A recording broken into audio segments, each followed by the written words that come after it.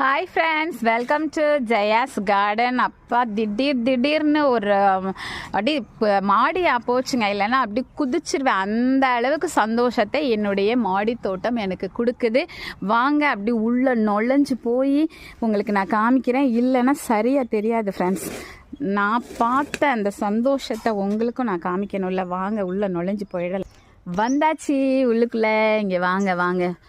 1, அப்புறம் பாருங்க 2, அப்புறம் இங்கே 3, 4, இங்கே பாருங்க 5, இந்த பக்கம் 6, ஐயோ எதுவும் உடஞ்சிடாம 7, 8, 9, 10, இங்கே பாருங்க 11.